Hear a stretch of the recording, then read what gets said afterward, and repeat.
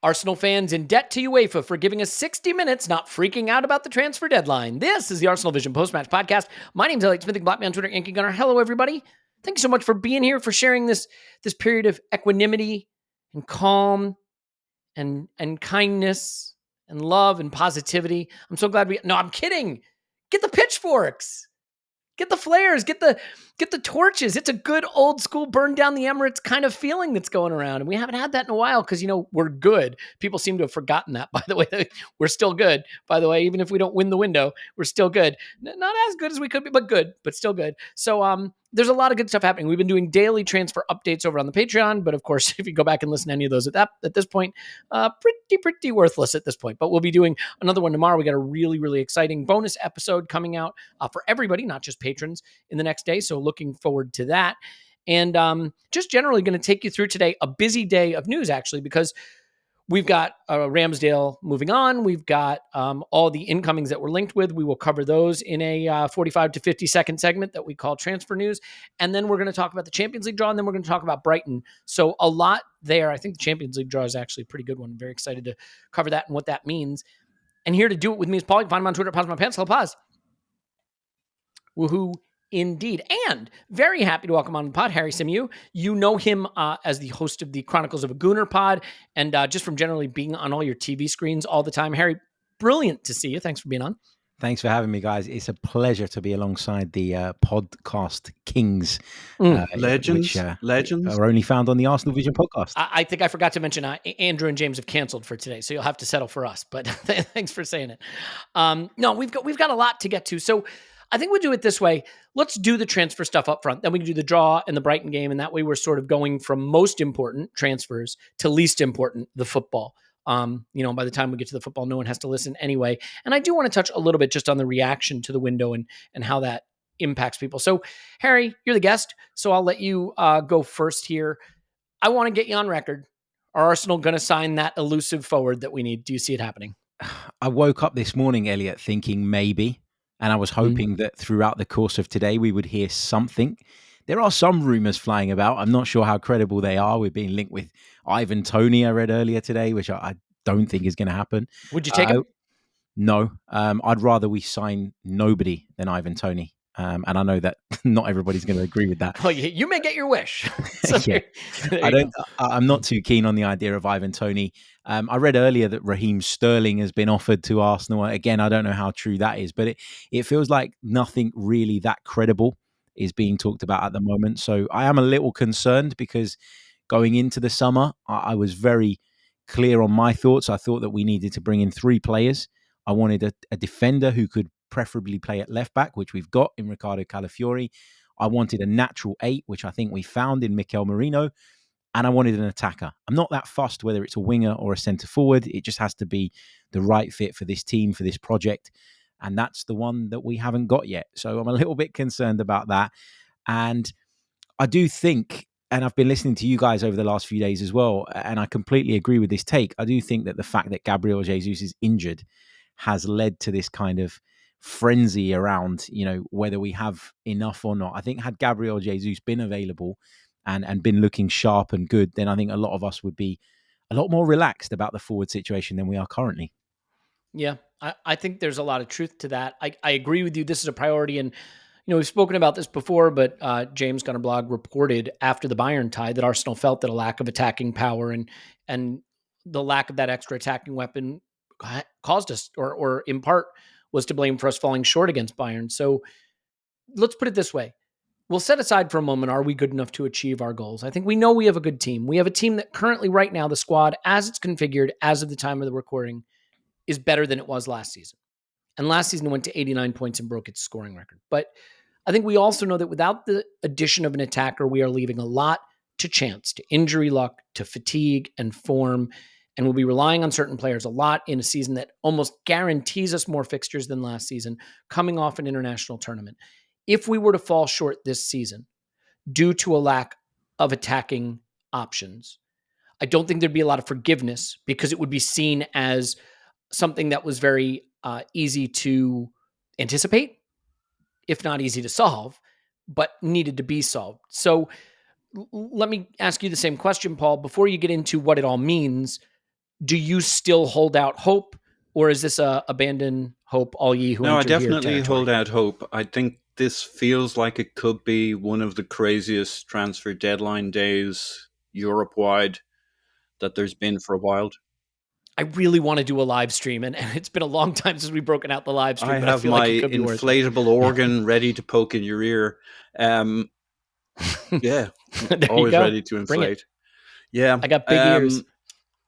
like the market's never been as weird with the various, PSRs, SPFs, FPPs, FFPs, Europe being like the big teams being in these weird spaces, PSG, Barca, your regular buyers, Barca with its weird salary cap. Like there's all sorts of dominoes with Saudi still offering big money, but only for certain players, maybe not as big as before. So players that look like they might go might not, but that means they're stuck at their clubs who had assumed they were going to get a big fee, have them on big wages. Ozyman is one that's been talked about. I know that a name is pronounced multiple other ways apart from the one I just said, but hey. And so, yeah. So, staying on brand. It's okay. you're going to have these moves or players stuck teams stuck with players as they thought they could get rid of, like Chiesa. That move to Liverpool is, you could scratch your head and think through why and how and why did it happen? Why wasn't it Saudi? I mean, I can think why not Saudi this year. It seems like they got a kicking from the bad publicity, the bad aura around, the bad feedback from the players. And so players are more reluctant. Maybe they're much pickier about the profile of player, the mentality, the attitude of the player coming to their league, that the player knows what he's getting himself into. So that this logjam, the money's kind of disappeared. So I just think there's a really good chance that there's a bunch of players that need to get moved, situations and problems that need to get solved, from the Chelsea with Sterling kind of situation, the Tony with Brentford, the Ozyman, the et cetera, across Europe. Barca having 2 or 3 players. They can't sign Danny Olmo, et cetera, et cetera. I think there's a lot of that still to be resolved. So there could be moves, and moves beget other moves and dominoes. So yeah. Yeah. I think you've hit on something that's really important, because the one frustration that I see people bringing up quite a bit is, we've known we wanted a forward. Why isn't it done? And I can connect to that. I absolutely can. I do think that Mikel will have had targets in mind, and I do think he will have communicated them to Edu, and Edu will have been out there trying to work them. I think there's some complexity to this, though. For example, to Paul's point, let's say Rafinha was an option and Nico Williams was an option. And we said, we want Nico Williams. And Edu says, I think he's going to go to Barca, but if he goes to Barca, Rafinha might be surplus to requirements. Do you want Rafinha? And Mikel says, fine. Nico option 1A, he goes to Barca, we take Rafinha. Well, Nico says, I'm staying at Athletic. And suddenly neither Nico's available nor Rafinha, because now Barca can't let Rafinha go, right? You may have a similar situation at Bayern where Zane might have been an option that we looked at, but their incomings haven't materialized in the attack. So now Zane's not moving, right? And so these dominoes that have to fall to make the players we might have targeted available seem not to be falling.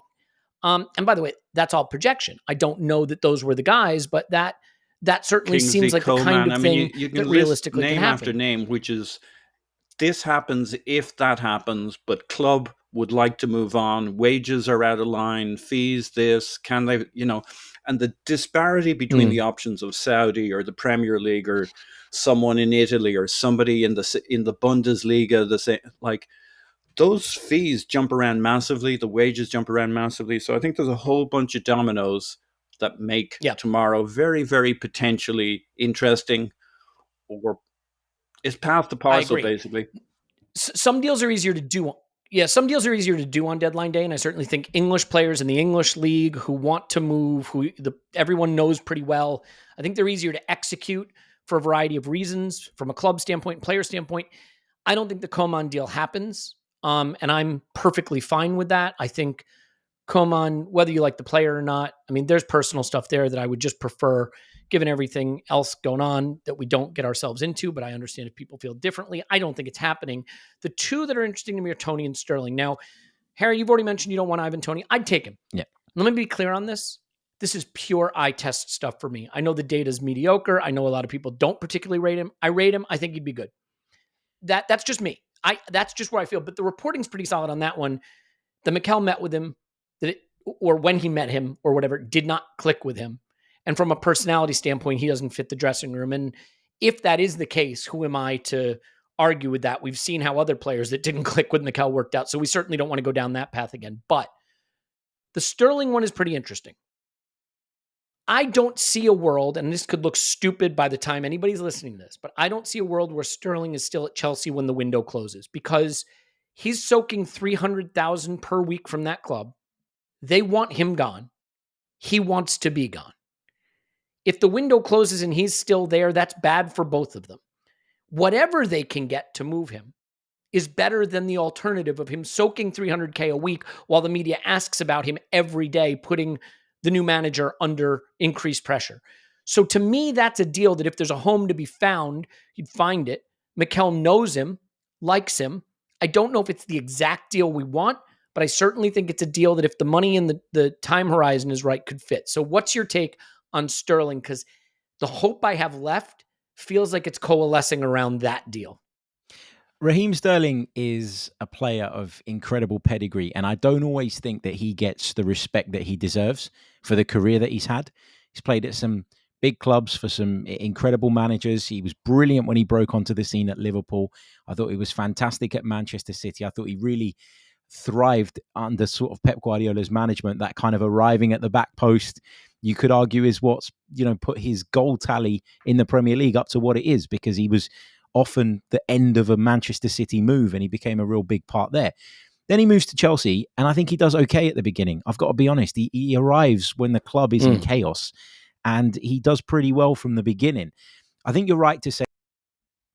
Then he moves to Chelsea and goes to a club where there's lots of chaos going on. There's not a real clarity in terms of the club's direction. And again, he starts quite well. I think he did fade a little bit into his Chelsea career, but I think we can all tell from the previous that Raheem Sterling is a top footballer. Now, the situation at Chelsea is very clear. They don't want him, but as you say, Elliot, they have to move him on. He has to move on as well. If I were Edu, I would be waking up on deadline day morning and I'd be putting in a phone call and I'd be saying, look, Raheem Sterling needs to get out. We're in the market for a winger. I'll tell you what we'll do. We'll give you a fee to take him on loan for the season, and we will cover 50% of his wages. Now, you do something like that on deadline day, and I think Chelsea are in a position where they at the very, very least have to consider it, because they need to cut down their costs. They're in a serious place with it when it comes to finances, and I think that, that's a way of potentially doing this deal without bringing an awful lot of risk on Arsenal, because it's fair to say that for all the positives I've said about Raheem Sterling, he isn't at the peak of his powers. This is a Raheem Sterling that's probably slightly on the decline. And I think Arsenal would be protecting themselves if they tried that, and also putting Chelsea in a position where, they would have to at the very least consider it. So I like Raheem Sterling. We know that his relationship with Mikel Arteta is very good. We know that he's credited Mikel Arteta for so much of his development as a footballer. It feels like a match made in heaven in that sense. My only issue is the finances of it. So I would make a cheeky offer. I would try my luck and see where you get. I think the thing about Arsenal going out and bringing in a forward, I wake up every morning and I'm like, I'm praying today's the day that I read a report saying we're going after X or Y. But whenever somebody sits me down and says, right, who do you want then? Who's the one? I struggle to give them an answer without flip-flopping from one option to the other. So I'd be a hypocrite if I sat here and said, well, that's the guy and we're not going and getting him, because I just don't know myself. Nico Williams would be the number one, but as far as we're aware, he's not wanting to move this summer. So where do you go? Yeah. That's the kind of problem with this. I agree. And I mean, look, Sterling will be 30 in December. He's on huge money. I don't think this is a guy you can commit a big future to. Also, the one thing I worry about with Sterling, and people know, like, here comes the age curve talk. Great. This is fast forward. I get it. But just hear me out. I think players like Sterling, you worry about age curve more only in this respect. It's the Cesc Fabregas syndrome. He played almost 2,000 minutes in his 17-year-old season. He's been playing for a long time, right? There are some players that break through at the senior level at 22, and at 30, they've been playing 8 years. Sterling's in his 12th year of Premier League football. So there's a lot of mileage and minutes on those tires. You don't put minutes on tires, but you get the idea. So, Paul, let's focus on Sterling for a minute before we get to Ramsdale leaving and some macro stuff. Is this the solution? Because you look into the data from Sterling the last couple of seasons at Chelsea, and it's not terrible. I mean, last season, his take on numbers are pretty good. They look sort of consistent. The thing I would say, and you see this with age, his take on success rate has plummeted over the last 4 years.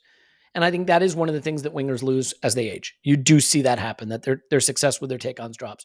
But his shot totals look okay, his XG, XA stuff, all that underlying stuff. I still think there's something in the tank there. And frankly, if you've got to start someone other than Bukayo Saka and it's Raheem Sterling and it's a bottom 5, bottom 6 team in the league, I think you feel better than if you're doing Reece Nelson. That's just me, I think he can play off the left. Also, I just think it gives us just that extra little bit. You see Liverpool signing Chiesa, and I certainly would regard Sterling as a better bet to make a contribution to a big season than Chiesa at this point, for example. So, of course, it probably costs more depending on what you grant it. So is Sterling the one? If we're going to get a forward, is Sterling the one that feels doable because the club he's at has to move, and logistically, at least with him being sort of local and everybody knowing everybody, it seems like one that should be doable. Should we do it?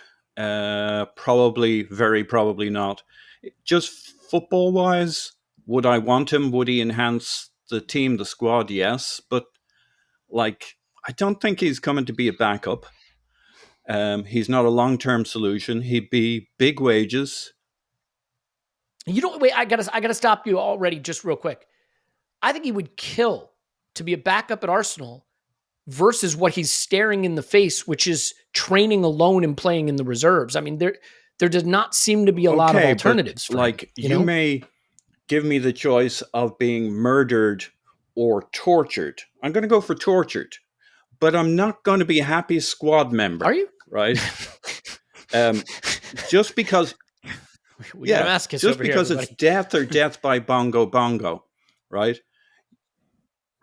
So I'm going to stop you again, just to make one quick observation. His ambitions. It's not enough that it was his second worst option.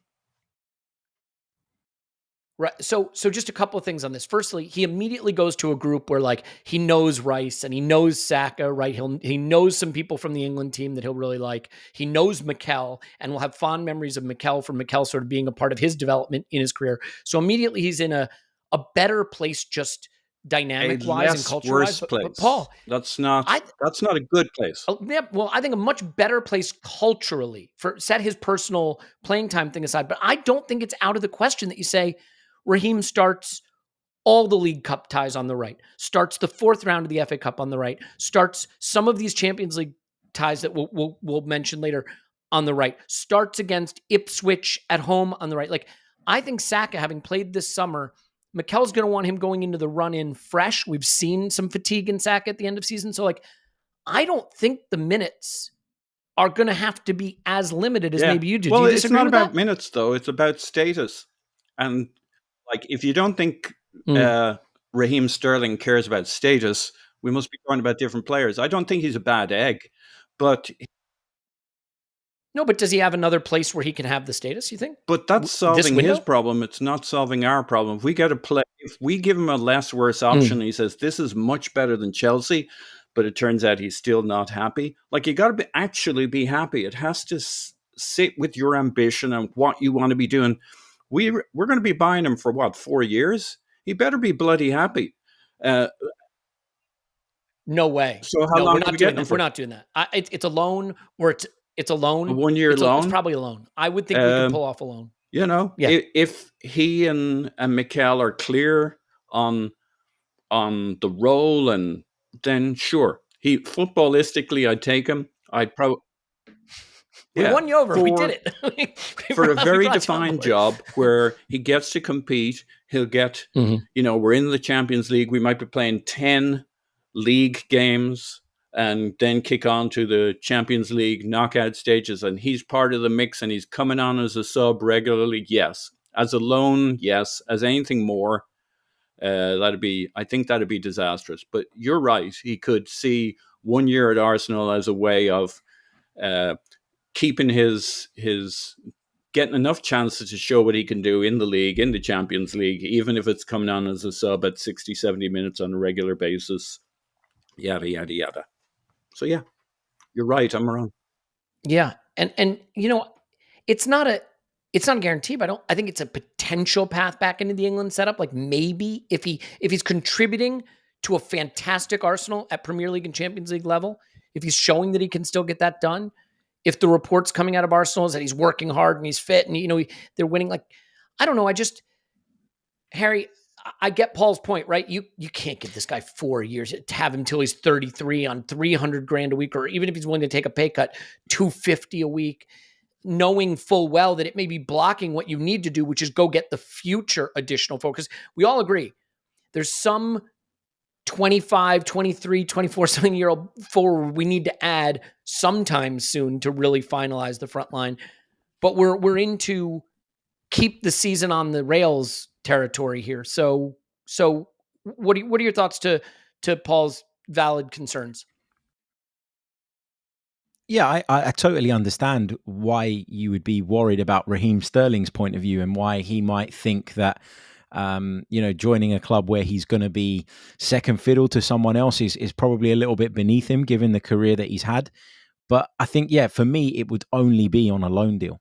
That's the only way that this works for Arsenal. And that's what we've got to think about first and foremost, isn't it? He's a fantastic footballer, but it has to work for us financially. And I think Arsenal have shown us this summer that they are trying to be a little bit more responsible financially than maybe they have been in the last few years. And I think that for us, it's a change of mindset now. We've had some really, really exciting summer transfer windows to get to the point where we have this team that we now believe can challenge for the game's biggest prizes. At some point, the spending was going to slow down. And at some point, it would be about making the odd addition here and there and making sure that they're the right additions rather than it being about volume in terms of how many players we're turning over. I think with Raheem Sterling, I would at least ask the question if I was Arsenal. We know what his situation looks like, and we might be able to make that work to our advantage. Would I have gone into the summer saying we need to go out and get Raheem Sterling? No. But as I say, I'm looking around. I'm trying to figure out what the answer is. I'm bearing in mind that Arsenal probably don't have 50, 60 million pounds to go and spend on a winger, at least not in their plans. So this is maybe an opportunistic signing, a bit like the Chiesa one is for Liverpool. You look at that deal and you think the potential upside is huge, but the risk is very small because they've paid 10, 11 million pounds for him. So, I think we have a responsibility to go and ask the question concerning Raheem Sterling, and let's see what comes of it in the next 48 hours. Yeah, I'm sort of in the same boat, Harry. I got to be honest. I think we should touch on the goalkeeper thing too quickly. So let's leave it quick, guys. No one has anyone else they want to throw out as a name other than the ones we brought up, right? It feels like we're coalescing around a couple of names. I'll just ask you quickly, Harry, do you see a left field forward signing that none of us even have in our thoughts materializing between now and the window closing? I'll be honest, no.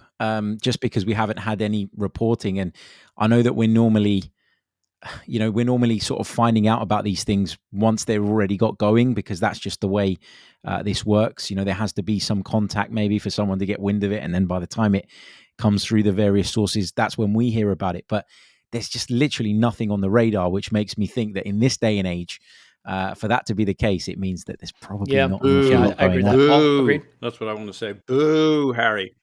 You think there's a surprise? Do you believe this? What? Nothing's going to happen? No, there's a surprise other name that we haven't mentioned that could materialize. I believe it could. Would be weird if we had this. Okay. There's so much going on out there. Would be weird if we didn't have an eye on a couple of situations that if they break one way or another, we would go for, and it would be very quick. It does happen. Apparently, I don't know. I learned from people like Harry, but based on my sources, Harry, it does happen. But obviously no clear line of attack right now on the things we kind of know about. So I'm just crossing my fingers. The need is there, and shit will break tomorrow. Will it break for us? I don't know. The shit that will break might be everybody's Is Solomon Kalou like, see, what was that, Harry? Is Solomon Kalou still yeah, we playing? Could get him because, in. Solomon Kalou. Who else is there? Draxler, Julian Draxler. Is he still available? Could get him in. Yep. Schwarzer in as keeper. We've got all of them. Maybe Jan and Villa can shore up the midfield. Paul, let's talk keeper though for a minute. All right, so we're all agreed, by the way, that the names that are swirling, even though they're not swirling very swirly, are the ones we think it could be. Anything could pop up. We agree something needs to happen. We'll go big picture on what it means if we don't get that forward in a moment. But before we do that, I was surprised. So Edu got us $18 million for Ramsdale on a permanent move to Southampton with $6 million in performance incentives and $1 million in a staying up bonus. So in other words, there's $1 million if they stay up. I think that's probably gone, to be honest, but let's not worry about that. There's $6 million in performance bonus incentives. We don't know what those are, and there's $18 million base. So if he hits the performance incentives, then it's $24 million. So let's use that number. Let's not use $25 million. We'll use $24 million. You can get outraged about the difference there in a moment. Paul, I find that to be tremendous business from Edu.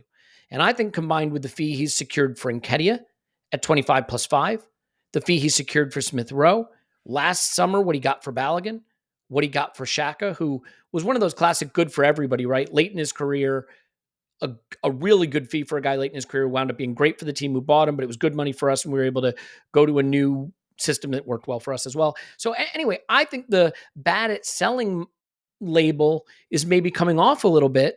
We're getting some things right. We're finding the ability to shift some of our players, and a rising tide is lifting all boats. We're a better team, so people want the better team's players. But some people feel that what we got for Ramsdale was not enough, and I'm surprised by that. I can explain why in a minute, but I'm curious what you think of the Ramsdale sale and what we got for him. Let's break it into a few pieces. Basically, I agree with you. I think Edu has done good to get that money for Ramsdale when I was getting a bit nervous how things were going to turn out. And, he's stuck to his principles.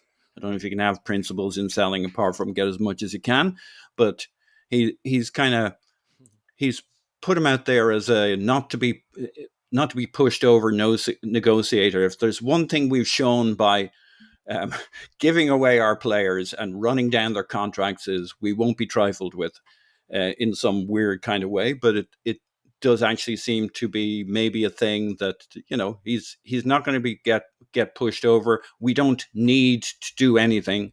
We're going to do deals with you. So I think as a transaction in isolation, good.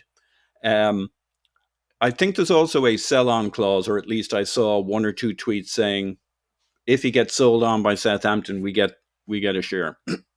Don't know. I only saw that once, maybe twice. I'll take it.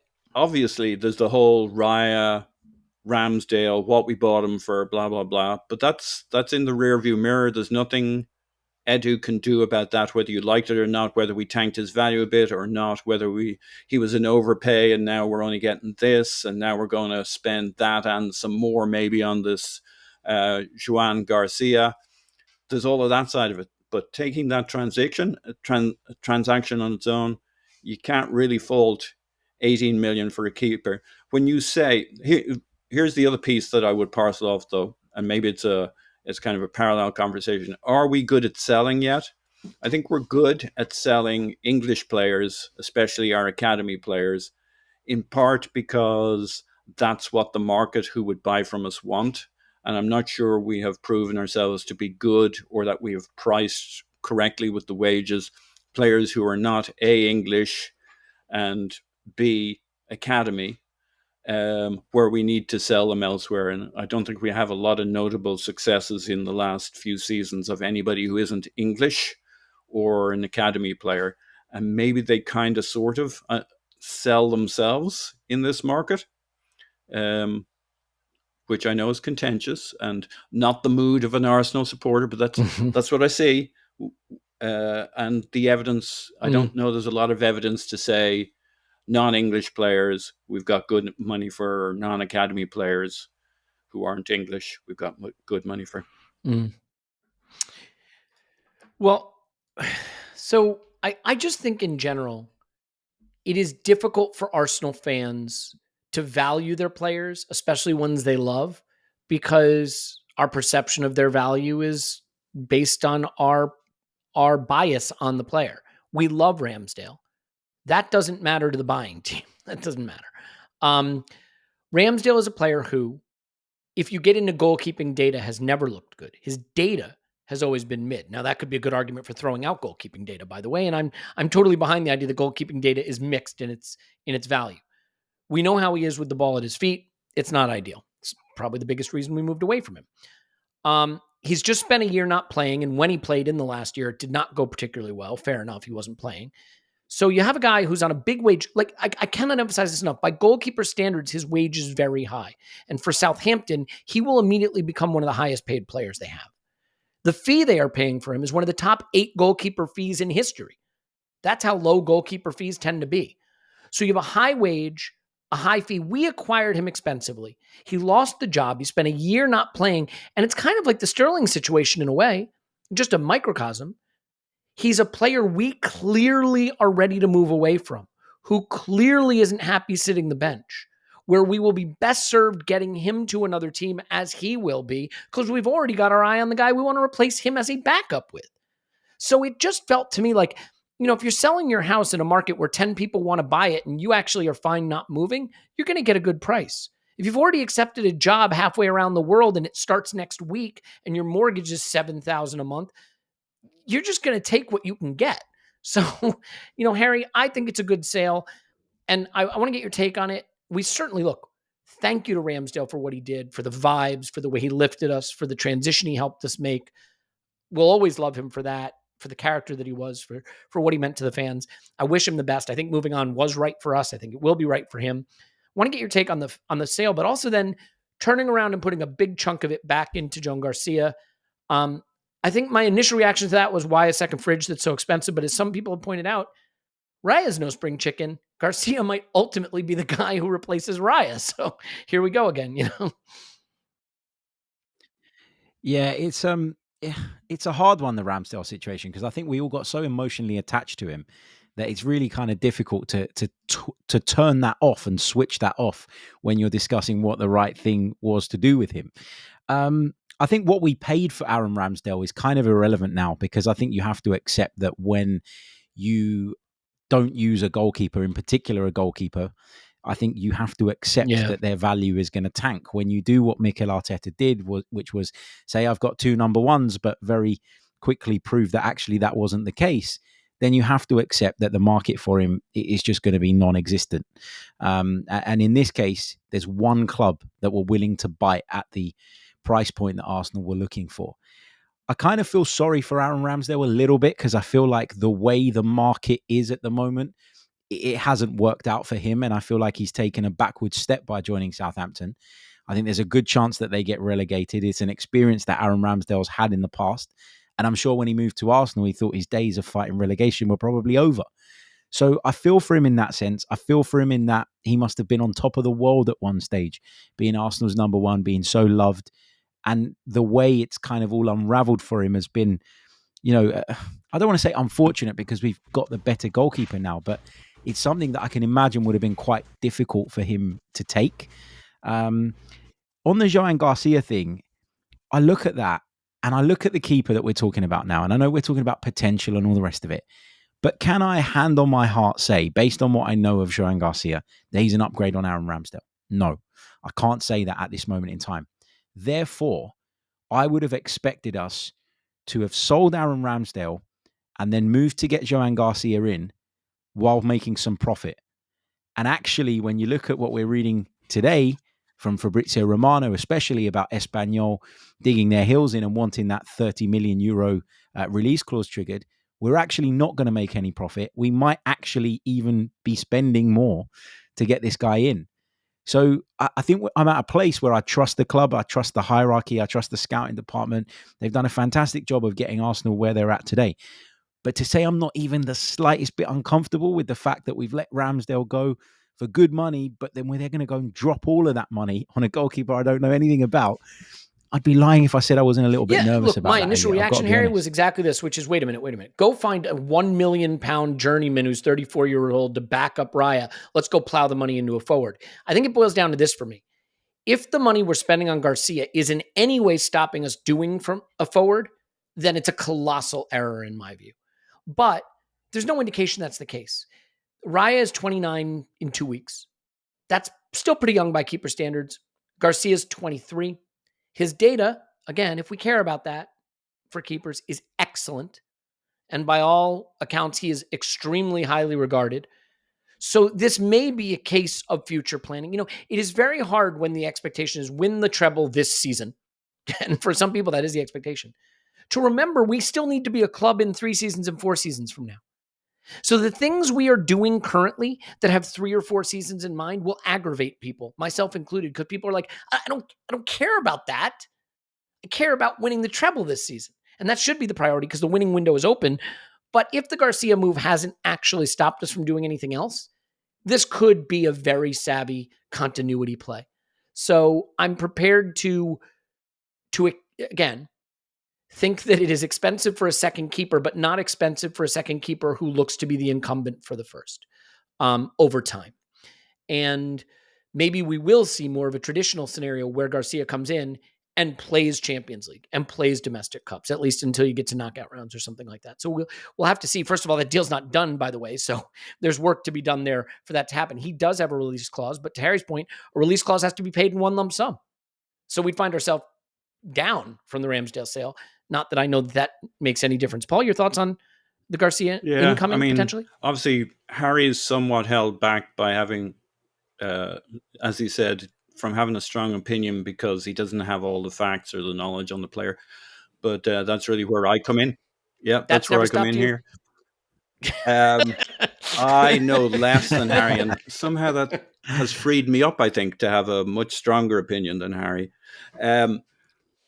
Yeah, look, what God. We've really bet on is Iñaki Cana, right? And his picks. And okay, the Runnerson thing. How can you... I love Runnerson. 2 million. And all of us, to a man, said, well, there's one deal we can't lose money on. And we did. But okay, that was a patching job, right? That was just a fixed job and whatever. Small table stake.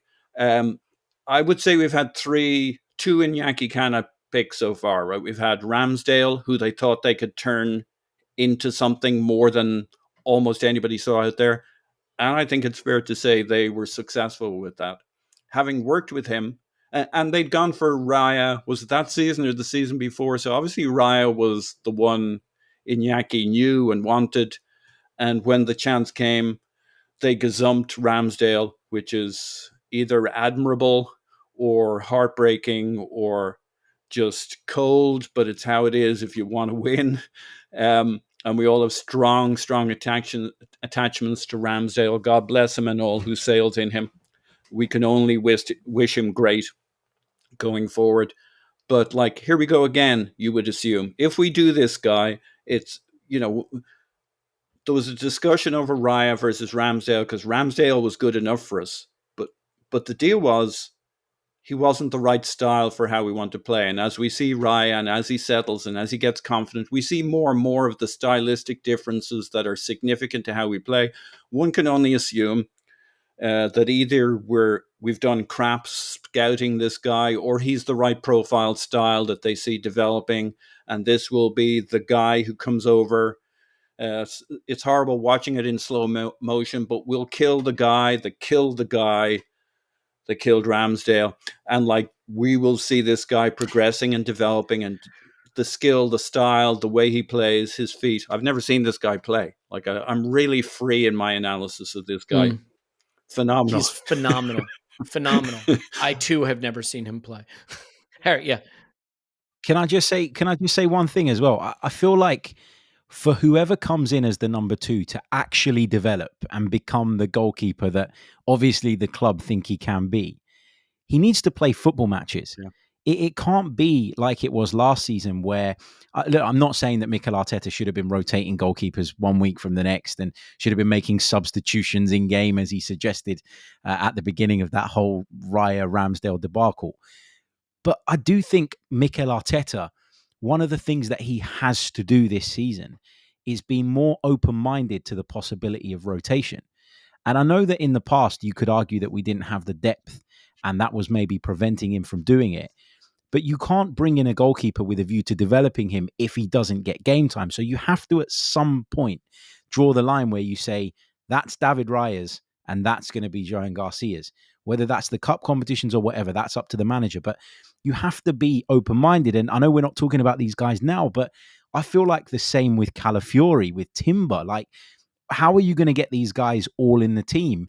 I'm not saying they're going to play every week, but you need to be much more open-minded to the idea of rotation, which I think is the one thing that I would be slightly critical of Mikel Arteta for so far, because when he's brought his own players in, he still hasn't always trusted them. And that's a big issue for me going into this season. I agree. That's the thing he needs to prove.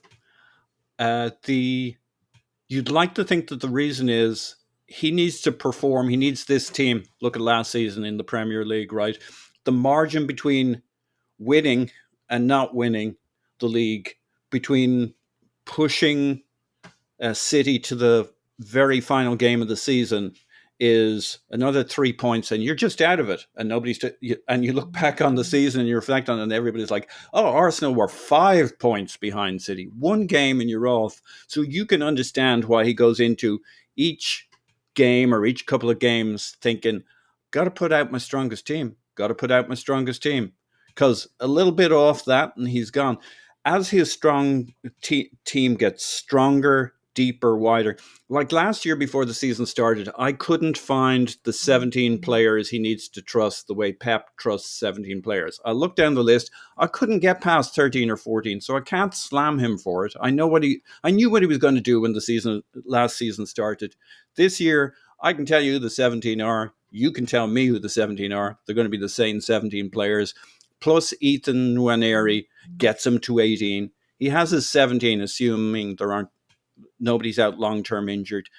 To your point, Harry, this is the season that he puts up or shuts up to you and me, or we're calling him out in terms of rotation. Like, he has the numbers, the styles, the picks at the level of the ability. He's got 3 guys who can step into midfield from left back, right? He's actually got 4 who can invert from left back. He's got his options everywhere but up front. Harry, final word on this? Yeah. Mm-hmm. I was just going to say the final point on this as well is, I know there's been reports that the reason, or after the Bayern exit, people felt that there was that lack of creative spark.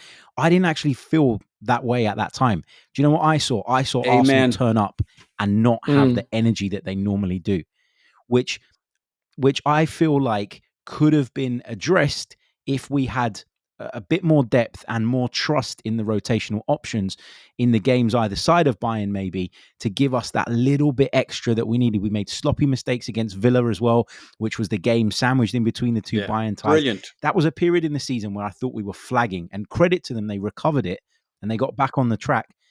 But that was the problem for me, not enough attackers. I think it's absolutely the case that a part of the reason you rotate and a part of the reason you want a big squad is not just in case there's injuries, things like that, but if you spread the minutes appropriately, you finish strong. Manchester City, the absolute epitome of this. They play their players in such a way and build their season in such a way that they can finish in incredible fashion, and they've done it in multiple seasons. Paul, would it be okay with you? We're going to have to move forward soon. Can you get this done? Yes, I can get it done in 27 if I stop talking now. Yeah. And counting.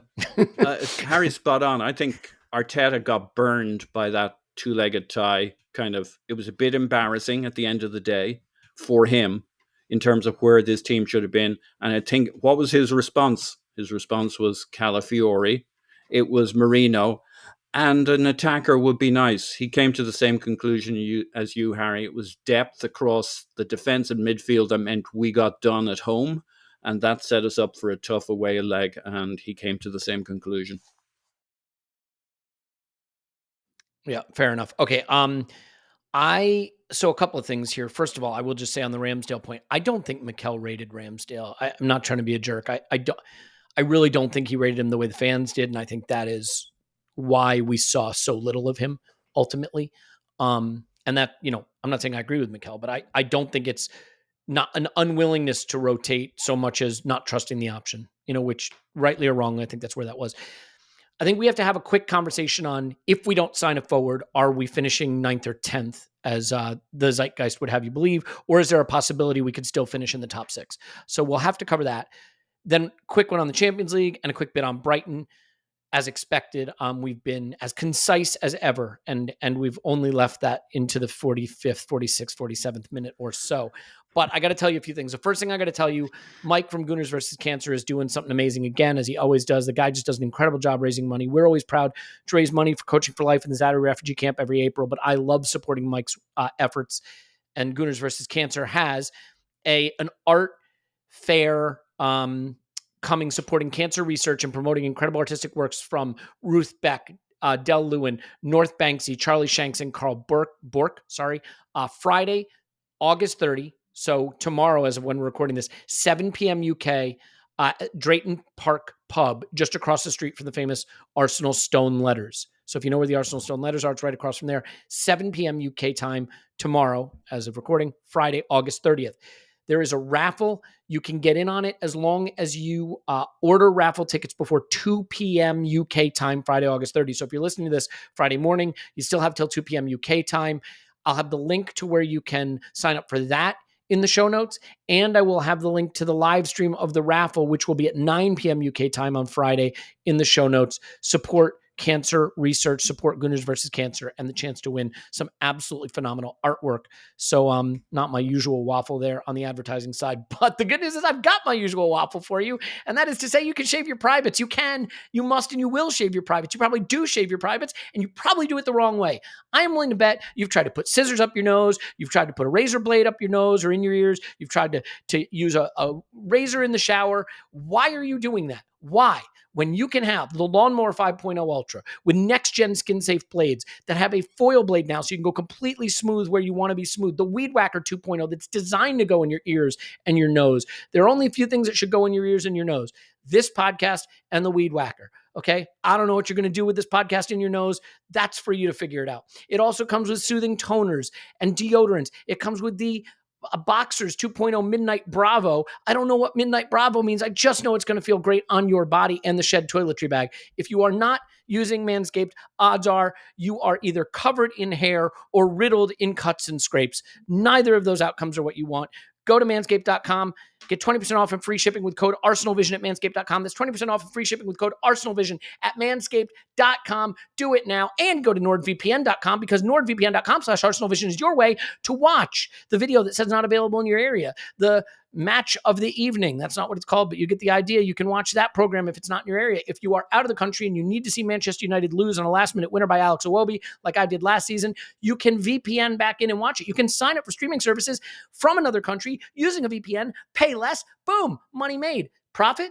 You decide. That's what you do. World Prestige Worldwide. That's what this is. Look, NordVPN is the VPN I use. It goes on iPads, it goes on phones, it goes on tablets, it goes on computers. You click, you do it. It's amazing. It gives you threat protection. And if you're going on a dodgy stream, you need threat protection. Get 4 bonus months, 30 days risk-free, huge discount off your NordVPN plan when you go to nordvpn.com/ArsenalVision. That's nordvpn.com/ArsenalVision. Go to nordvpn.com/ArsenalVision. And this podcast is sponsored by BetterHelp. BetterHelp isn't just online therapy. It's therapy that just happens to be online. And while I still think the best way to get therapy is to go in an office, sit down with a professional therapist, see them in face-to-face, talk to them, get it out, get what's on your chest, off of your chest, not just the hair, and actually, make that development, make that progress you need to make. That means getting in a car. It means driving. It means finding that person. It means paying the expense. It means having the time. And, while that is a great thing to do, not everybody has the ability to do it, but you can do it from home, on the web, with someone who is able to help, who can give you that access to therapy. That's what this is all about. And so, don't let perfect be the enemy of good, right?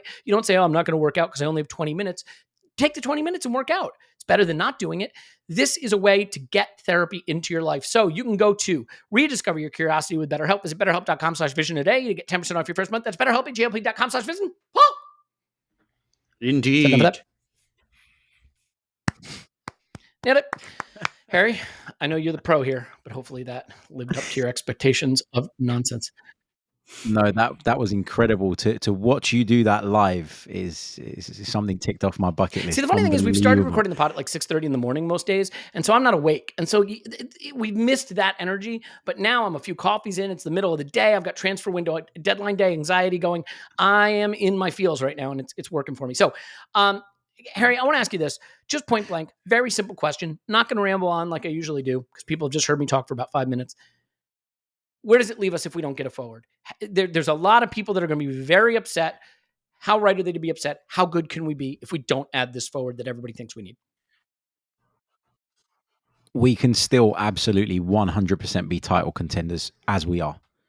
I think a lot of people feel that getting that forward would maybe be worthy of a few extra points over the course of the campaign. And I just don't know how you can be super critical of Arsenal when you think about the fact that we keep breaking our goal scoring records in the Premier League. I don't think it's as simple as we need more goals.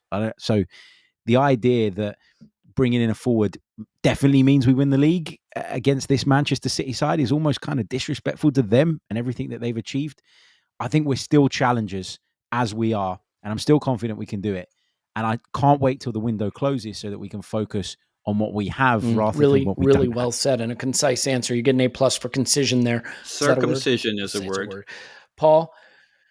I don't know. It is, but don't use the Manscaped tools for that. They are not graded for it. What I would ask you is the same thing. How devastating is it to us not getting a forward, and is sixth place still up for grabs? Not devastating, in part because they still have the January window, which I hate as an answer, but I haven't actually heard people saying that a lot. God, you're right. I hate it too, but that's a good point.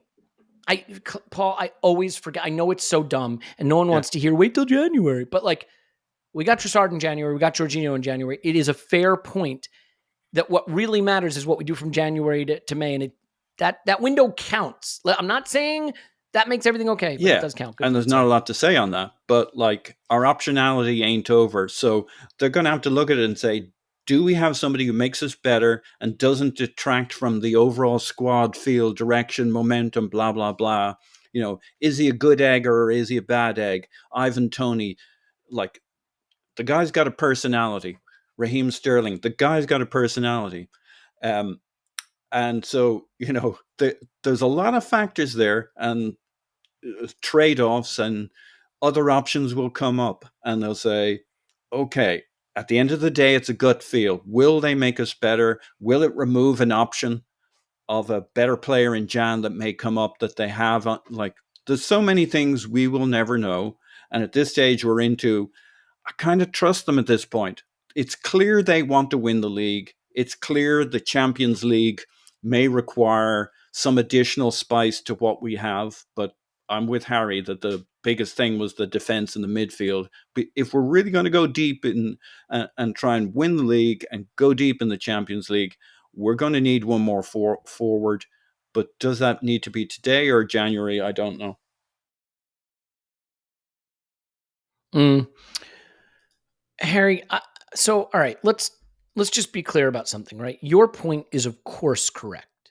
We are very good. We are a better team today than the team that broke our scoring record last season and that went to 89 points. And so if we are a better team than that, how on earth can you draw the conclusion that title's over, it's already gone? You can't. Can you at least steelman the side of the argument that says not getting a forward is inexcusable? We knew we needed it. It's a big miss. Are you prepared to take the other side of the argument for a second and at least make the argument for why this is a big miss? I'm also prepared to do it. And I'm not saying that I fully take that side. I see both sides, but do you want to take that side and maybe make that argument as well?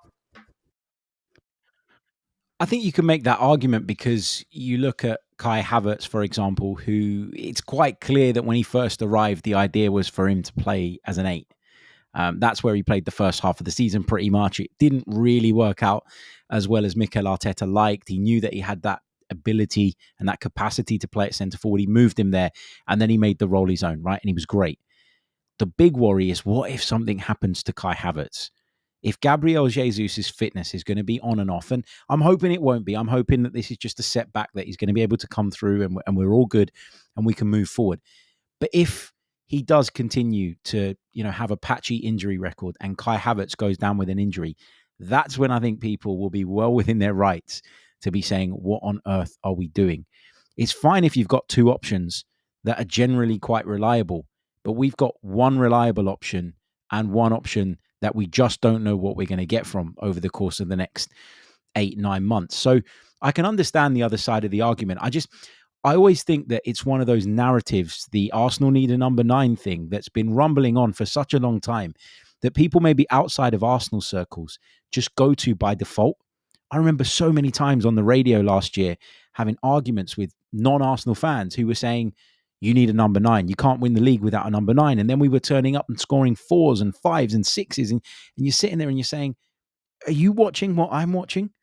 So I can understand the other side of the argument. For me, it's about the amount of bodies that we have in that centre forward position. We've let Eddie Nketiah go. We've let Emile Smith-Rowe go, who I'm not saying is a centre forward, but is obviously an attack-minded player. Fabio Vieira's gone as well. And you're starting to look at it and you're thinking we've moved a lot of bodies out and we haven't got the right amount back in to make sure that numbers-wise we're okay. And I think that's a bit of a flaw in the way that we've built the squad, is that we focus so much on versatility that we almost look at the team and we say, well, we've covered this position and this position and this position. But sometimes you're talking about the same guy covering multiple positions, which means one injury leaves you short in multiple areas. So that's kind of how I look at it. It's a case of, obviously they need to be the right people, but it's about the number of bodies rather than it being anything else. So I can understand why people are frustrated and feel we were singing stadiums are empty everywhere we go just a few months ago, to your point, scoring 5s and 6s. With essentially this team minus Marino and Calafiori. Now you can say, well, Eddie was in that team and ESR was in that team, Fabio Vieira was in the team. And while that's all true, they weren't really playing during that period. In fact, they played more prior to that period. So the team clearly can do it. I think football's attritional though, and a summer tournament is attritional, and we have extra games this season. There is no Dubai trip in January this year. So this season should be harder on the bodies of the players that are asked to play those roles. And that, Harry, that is the consideration, to your point, just about the numbers. And I think part of the reason too, Paul, let's be honest. If Jesus and Martinelli each had 2 goals in 2 games to start this season, I think our attitude would be much more a forward would be nice to have. I think the forward is a have to have feeling comes from the numbers issue, and I think it's a valid issue. I think it comes from a little bit of anxiety about what we're going to get from Martinelli and Jesus. Jesus looked raring to go in preseason. I was very excited about it. Of course, he gets an injury. Boom, he's out. And that's that. And now it's like right back to the same anxiety about him. Martinelli just has not been firing in the final third. And as a result, I think we've got naturally, I don't think, by the way, understandably, I think people have marked down, to use finance language, right, impaired the Martinelli and Jesus value in their minds. And so now what they're saying is Trossard, Kai, Saka, maybe Jesus if he's fit, maybe Martinelli if he gets it together. Instead of Martinelli and Jesus and Kai, right? There isn't that enthusiasm for the options. So it's not just that we feel like we're short one. I think we've lost a lot of faith. If you want to go from an instant reaction vibe, stocks falling for Jesus and Martinelli have led to us feeling more anxiety around the group. So you think that's a part of it too, that the mental impairment to the values of Jesus and Martinelli in our mind leads us to feel even shorter than we might be. Look, anxiety is the natural state for this particular situation and this time of year. Podcast? It's what have we left ourselves short of? Guess what? Every team's short of something. We're just short of one of those things that scores goals. To Harry's point, we score goals anyway. And to your point, Elliot, we score lots of goals. And that was very much my refrain last year. Jesus being injured, I will be disappointed if that's a new data point for our scouting team and our football executives, that it's changing their strategy at this time of year. Because if he wasn't injured now, they should assume he would be injured soon. The wise thing is to assume the guy will be available for about 50% of your season. Then the calculation is, well, what do you do about the fact that Havertz is always fit and always available? What do you do about backup for a guy who's never injured? And we've 3 of those guys who are essential on the one hand, utterly essential, utterly brilliant, or have been for us, and utterly Actually, with 4 of those guys, always available, always fit. 5 of those guys. I just thought of another one. But certainly Saka, Odegaard, Havertz are if you assume that you may or may not have Gabriel Jesus, they're very hard to replace either one of those guys for more than a couple of games. There are ways to do it, but you wouldn't want to be going very long in your season with those guys. But so I guess my point is we need another forward just because we don't know.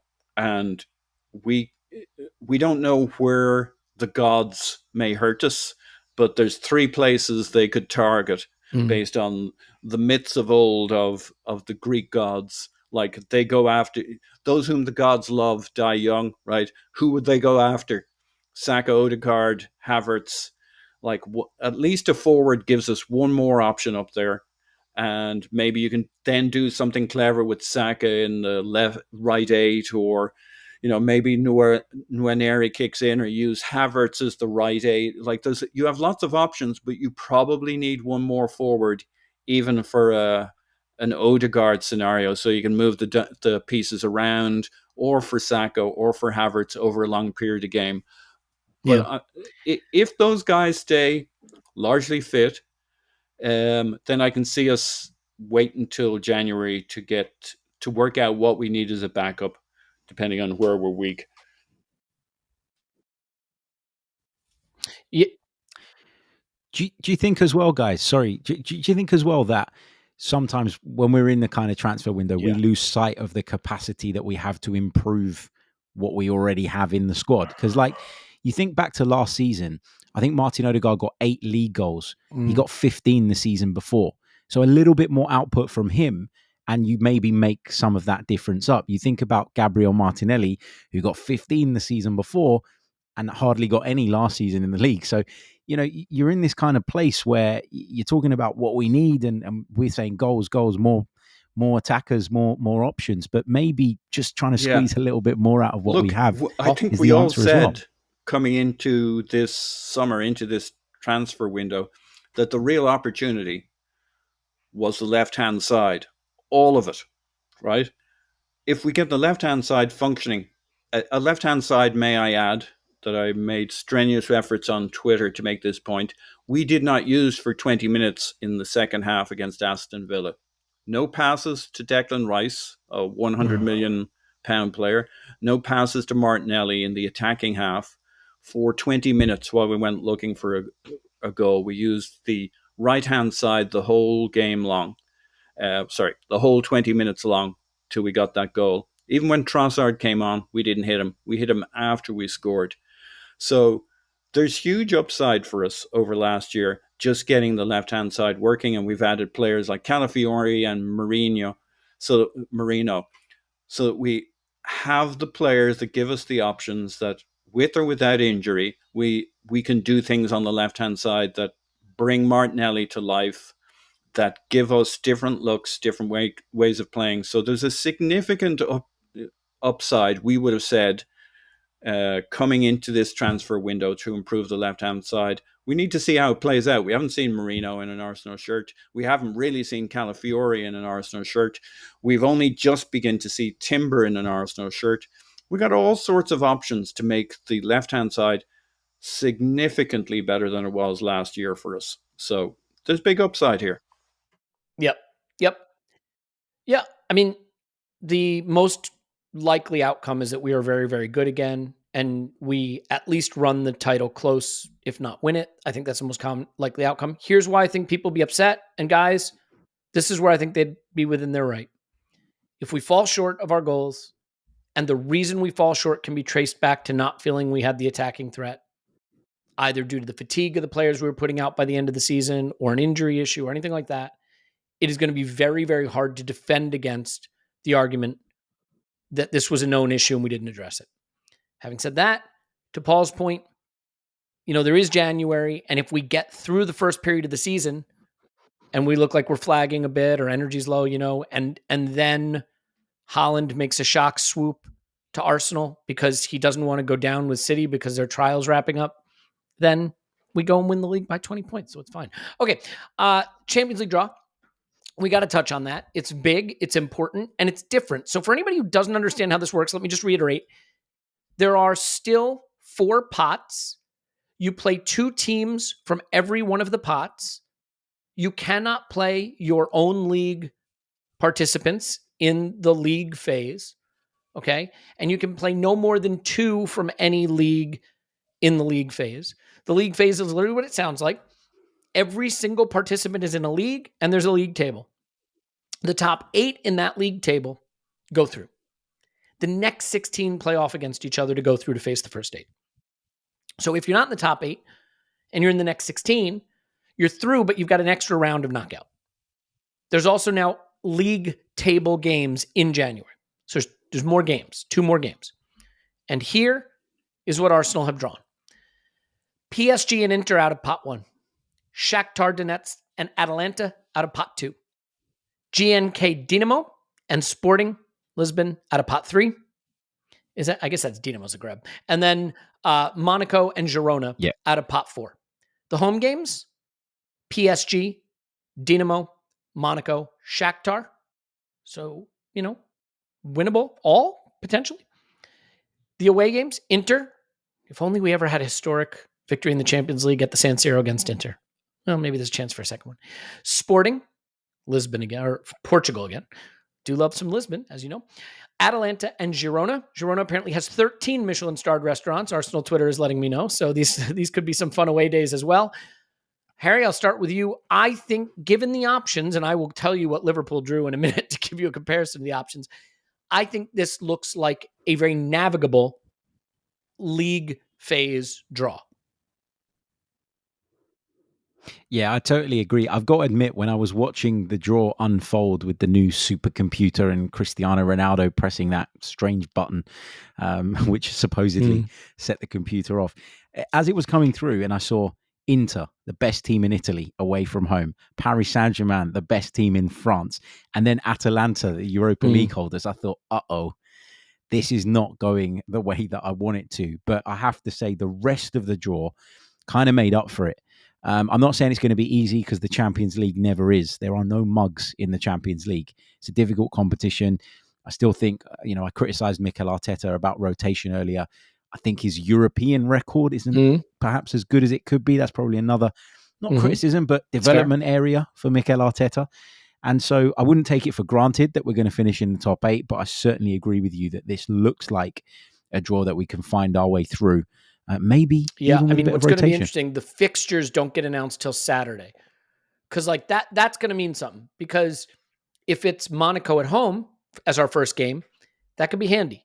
Because I believe there's a Champions League fixture between Spurs away and City away coming up after the international break. So it could be international break, Spurs away, Inter away, City away.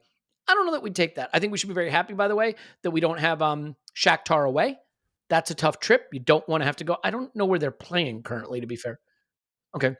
Still Poland a pretty good long trip. I think. And especially, if that's in the winter, it can be a not so pleasant time. So a little lucky there. City naturally got their lucky draw. Barca, CL Heritage, their brown envelopes, somehow they still have cash to stuff in them. They got the easy draw as well. But Liverpool, sweet, dear Liverpool. What can I tell you? It wasn't the draw they were hoping for. Let me give you this one, Paul. Have you seen Liverpool's draw yet? Go on, make my day. Let me give it to you. Madrid at Anfield, Leipzig away, Leverkusen at home, Milan away, Lille at home, PSV away, Bologna at home, and Girona away. I mean, even some of the ones the pot for, like Bologna, I don't think they've been rated. To be fair, they've been a bit rated, so maybe that's different. We rated them, in fact, but it's not good. They play Madrid again, by the way, so that's always fun when you got to do that. So it's an interesting draw, but our draw, let's face it, Paul. As I said, I think navigable is the right word. What's your feeling about this new format and what we should expect from this draw? I don't see how you're going to get too many dead rubbers because you're going to really care whether you're in the top 8 or the mid 16, because you don't want to have to play 2 extra games with no guarantee of getting into the next rounds. You're going to want to be in that top 8, and that's a really juicy top 8. So everyone in the top 8 is probably going to go into, apart from maybe one or two clubs, is going to go into the final game of the league phase, still needing to protect being in that. Anybody in the 16 is going to be either fighting to get into the 8 or making sure they don't drop into the bottom 8. I love it. I think it's 8 or 10 exciting games. I don't love that it's more games and the strain, like that whole side of it I don't love, but competition isolated on its own, I think this is a great format that should keep pretty much every game tasty and interesting. And you don't play the same team twice, so we're going to see 8 different teams. It's fucking great, isn't it? Yeah, should mention, by the way, there'll be Thursday games in the Champions League now. So just look for Inter away Thursday at 8 p.m. UK time before going to the Etihad. That's exactly what we're getting. Just get excited for that. Harry, final thought on this one? I was just going to say, it's funny as well that the calendar doesn't come out until Saturday. That's so that UEFA can make sure that they keep all the big games apart for the TV coverage, so they can make sure that there are eyes on the Champions League every single night. They've got the hang of how to make that money and get those people watching the games, and I guess fair play to them. They even had the audacity to make a Super League joke during the draw presentation, which is like, I don't know, man. Like that's like, I don't know who's about Scrooge making fun of who's another. Anyway, it's bad people making fun of bad people. Let's not try to figure out who to name. Okay, so that's there. I will say every Arsenal fan who's used to making away trips probably mad that Monaco didn't come up as an away day, but it is what it is. That would have been nice. So we get to the Brighton game as our final point here. In a way, this is nice because the window closes. We don't sign anybody. Everybody's freaking out. There's a complete meltdown. And we don't even have to wait 24 hours to lose to Brighton at home, which is nice. So we can get I'm kidding. But we do have the early kickoff. We have the 12:30 kickoff on Saturday. So we very, very quickly, this is the one nice thing about the timing. We very quickly get reminded that what matters is what happens on the pitch, and it's incumbent upon the players to go out and make that work on Saturday. Harry, it's a tough one. I mean, Brighton are off to a great start. I find myself in a weird situation with Brighton so far because I've watched them in both games, and it's not that I haven't been impressed with them in both games. I don't want to say that. They are currently two games played, 2 wins, 5 goals for, 1 conceded. So they've looked good. Their underlying metrics, I mean, it's 2 games, so it's way too early to care about that. Look good, but the way they played defensively, to me, looks like something we can expose. And obviously they've got a new, very young manager. I think the youngest manager maybe ever, am I right in saying, in Premier League history? I think he's younger than me, Elliot. By that definition, he might even be younger than me. Old. So that's not how time works, Elliot. All kidding aside, what do you make of the task on Saturday against Brighton and what we might see different from us and what we might see from them? I'm really looking forward to this game. I think it's going to be really entertaining. I think Brighton have shown great attacking ability in the early stages of the season, but they've shown also what we've come to kind of expect from them over recent years, which is a bit of naivety defensively. So that gives me hope and encouragement that at Emirates Stadium we'll have enough to overcome them. I guess for me going into the game, the one thing I'm thinking about is who plays at left back. Now, going into this season, I've been saying Zinchenko, I think he's got a lot of ability on the ball. I think we can all agree on that. But obviously defensively, he just leaves us a little bit vulnerable at times. But I've also said that I think there are a number of games in the Premier League that you can get away with playing Zinchenko in, and you sort of take the upside and you kind of mitigate the risk that brings in other ways, moving Gabriel slightly across, having Ben White tuck in a little bit closer to William Saliba, etc. So I guess my big sort of thought going into this game is, do I think this is a game that Zinchenko can play in, or would I stick with Jurrien Timber? Because I do think that Timber struggled a little bit at Villa, and I know it was at Villa, and I know he hasn't played 90 minutes for God knows how long, but while I thought he was good and solid defensively, I don't think we had the same flow to our game because of him going into midfield and maybe not being at the same level as Zinchenko in that particular department. So that's kind of my conundrum going into this game. I don't know what you guys think, but that's the one decision I think Mikel Arteta has got to make. And I think Leandro Trossard has to come in. Perfectly fair to recognize that Timber was playing his first game from the start in a year, coming back from ACL surgery, to acknowledge that he was in there to do a job defensively, which he did, and also acknowledge that maybe he looked a little bit challenged to get on the ball and find ways to be available to the defenders when we were progressing the ball from the back. I agree that Trossard will come in. I think he kind of has to come in. That's my feeling. I think Mikel knows he needs to keep him happy. He made comments to that effect. And frankly, Martinelli's performances, I don't think in the meritocracy warrant him starting this game. Doesn't mean he can't come in and be a big factor in it. I also wonder if Calafiori might be getting a debut here. I certainly think Mikel is going to recognize this is his last chance to see how things work before two games that are very, very high pressure at Spurs, at City, after 2 weeks of these players being away for the international. So we won't even be able to really work on much. So this game might give us an eye towards what he's trying to prepare for that game. And so I think it'll be very interesting from that standpoint. Obviously, you got to win this game. I will tell you this has trap game written all over it if people want to hear about that again. But what do you think, Paul? Will we see something different from Arsenal? And what's your sort of 30,000 foot view of the challenge that Brighton will pose? Brighton have been good.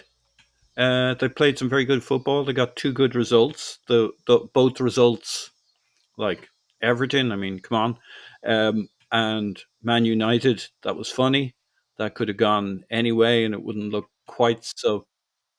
Yeah, they beat 2 bad teams, is what you're saying. Played well. They got exciting players: Encino, João Pedro, Mitoma, Adingo.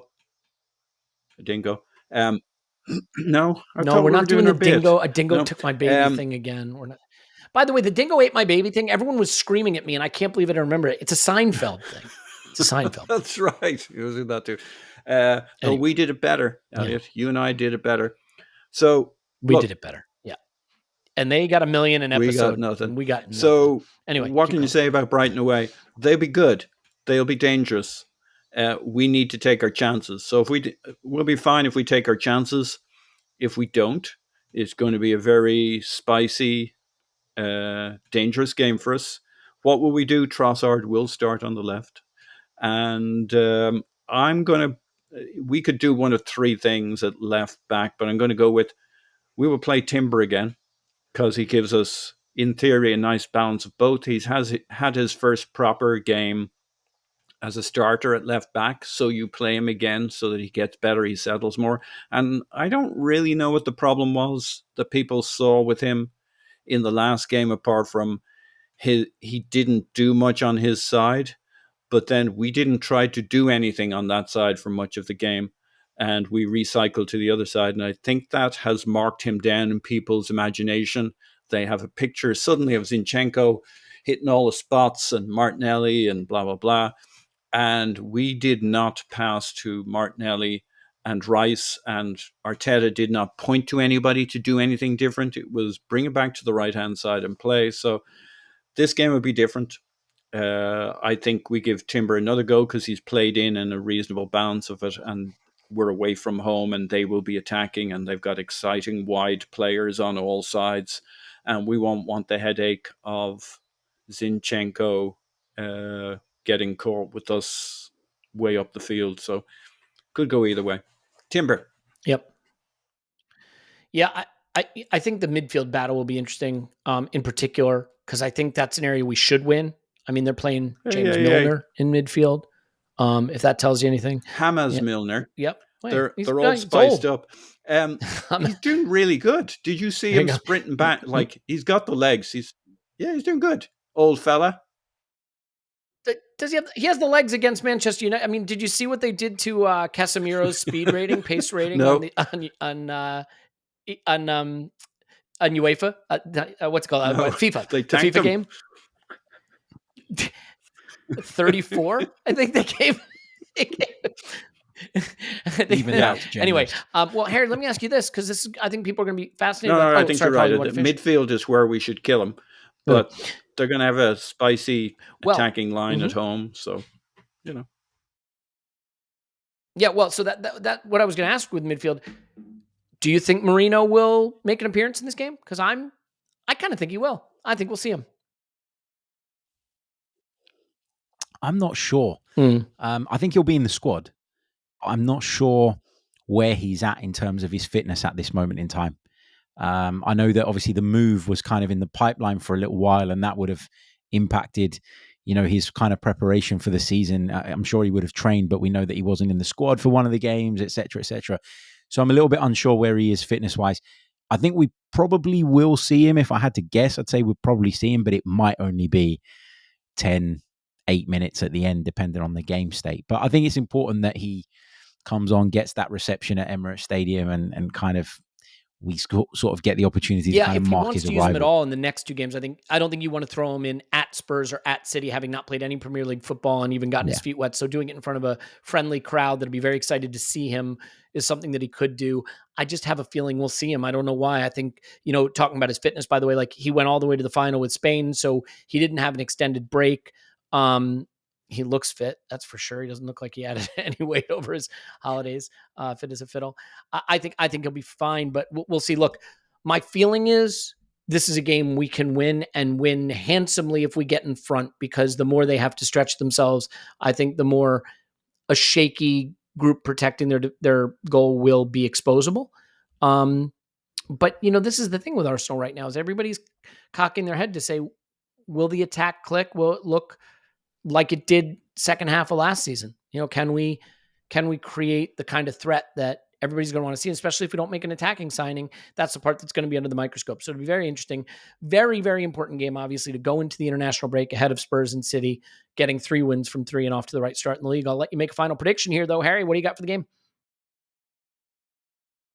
I'm going to go Arsenal 3. I said Brighton 1. Arsenal away, but it's Arsenal at home, obviously, against Brighton. I'm just used to the idea that our first 10 games are almost impossible and the hardest possible schedule they could give us. But yeah, 3-1 sounds right to me.